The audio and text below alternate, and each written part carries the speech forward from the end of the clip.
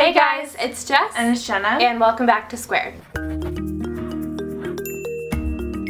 For today's video, we're going to be talking about how to get a summer job. For a lot of you guys, this is probably the beginning of the summer, and for some of you, this might even be your first summer where you're trying to get a job. So we have a little bit of experience with this, so here are 5 of our top tips to help get you started.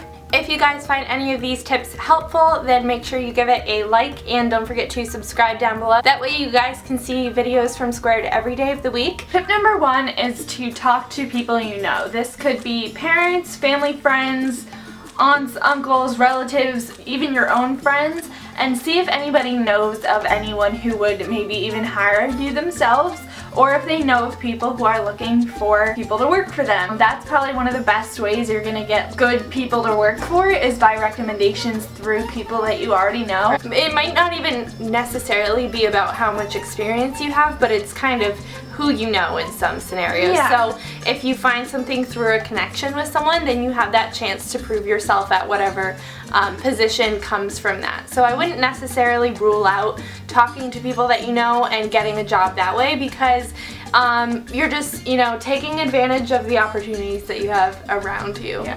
The second tip that we have, and this is probably, I would argue, probably the most important, is working on your resume and like professional profile with LinkedIn and everything like that. LinkedIn is kind of different. Do high schoolers now have LinkedIn? I don't know. I feel like it's more of a college thing. I would say it's never really too early to start building your resume. I mean, with volunteering and everything like that, always be working to update it, because you don't want to have a job interview and then the night before be like frantically typing out a resume, because that's just really stressful. So always make sure you're updating it. Always make sure that it looks really professional. There's a bunch of templates online that you can use and stuff. Number 3 is pretty basic, but just use search engines. There's a lot of websites like Indeed.com I've used before, yes, or like sites like even like Care.com or anything like that. Monster, there's a ton of apps out there now that you can just search on, and it will literally give you everything in your area where people are looking to hire someone. So pretty basic, but just keep in mind that there's a lot of those websites that you could definitely use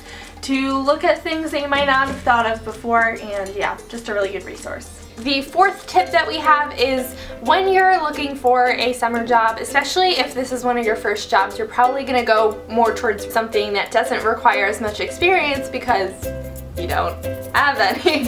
It's helpful, I think, to think about places that you would normally go and shop. See if they're hiring when you go in and you're shopping there. It would be nice if you looked kind of professional and then talked to one of the cashiers or something at Sephora or something, or ask to speak to a manager. And if you have your resume in a folder with you and you look nice and you're very personable, then they might offer you an interview on the spot. Or even food places that you normally eat at.